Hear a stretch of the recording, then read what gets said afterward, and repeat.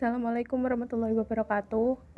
Perkenalkan, nama saya Winda Andriani, NIM 2020310039. Di sini saya akan melanjutkan penjelasan dari Farida Triana, metode Al-Hikmah. Jadi, metode Al-Hikmah ini dibagi menjadi beberapa metode. Yang pertama ada dakwah dengan bentuk teladan, yaitu berbentuk dakwah dengan memberikan contoh dan kerja nyata di hadapan para sahabat.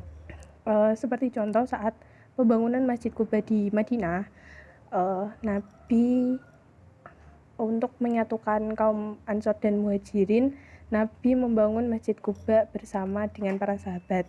Yang kedua ada dakwah dengan cara melunakkan hati, yaitu melunakkan hati orang yang didakwahi agar kebenaran dapat diikuti dan diterima. Nah, salah satu contoh di mana Nabi Muhammad membagikan harta kepada kaum Hawazin yang baru saja masuk Islam. Yang ketiga ada lembut dan meyakinkan. Nabi menggunakan kata-kata yang sopan, bertutur kata yang baik dan lembut, karena dengan cara ini akan membuat mereka lebih tertarik dan yakin untuk masuk Islam. Dan yang terakhir ada tegas kepada yang berbuat maksiat, berupa metode praktikal yang digunakan oleh Nabi kepada orang yang berbuat maksiat untuk menyadarkan mereka. Seperti contoh, saat itu ada 3 orang sahabat yang tidak ikut serta dalam perang Tabuk dengan alasan yang tidak jelas. Lalu Nabi melarang seluruh umat Muslim untuk berinteraksi dan berurusan dengan 3 orang sahabat itu hingga mereka akhirnya sadar dan bertobat. Selanjutnya ada metode Al-Mau'idah Hasanah. Yang pertama yaitu dengan menarik perhatian. Jadi metode ini Nabi Muhammad mengemukakan persoalan-persoalan yang dapat menarik perhatian orang ramai kepada topik yang akan dibahas, sehingga pikiran mereka itu terbuka untuk mendapatkan pengajaran nasihat tentang apa yang akan dijelaskan. Yang kedua ada dengan menegur dan tunjuk ajar.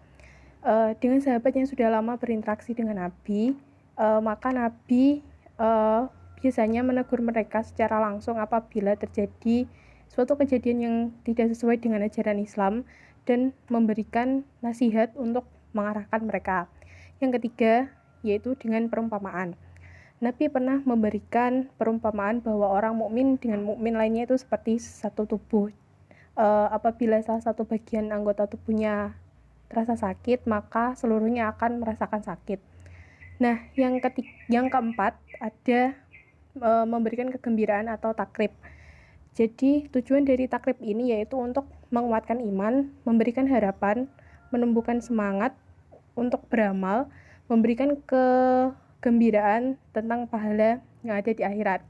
Yang kelima ada dengan menakut-nakuti atau tarhib.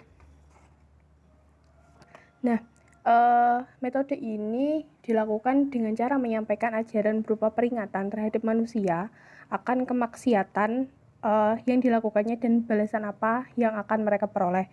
Dan yang terakhir ada dengan menyampaikan kisah umat terdahulu. Metode ini punya pengaruh yang besar karena ada keinginan dari pendengar untuk mendengarkan cerita dari umat-umat terdahulu, sehingga cerita itu bisa dijadikan contoh dalam kehidupan sehari-hari.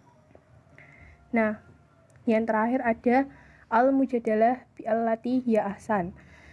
Nah, mujadalah itu berasal dari kata jadalah yang bermakna berdebat, dan mujadalah sendiri itu artinya perdebatan. Jadi al-mujadalah billati hiya ahsan yaitu tukar pendapat yang dilakukan 2 orang secara sinergi yang tidak melahirkan permusuhan dengan tujuan agar lawan bicara bisa menerima pendapatnya. Nah, beberapa cara yang digunakan oleh Rasulullah yaitu berdialog, berdiskusi dengan cara yang baik.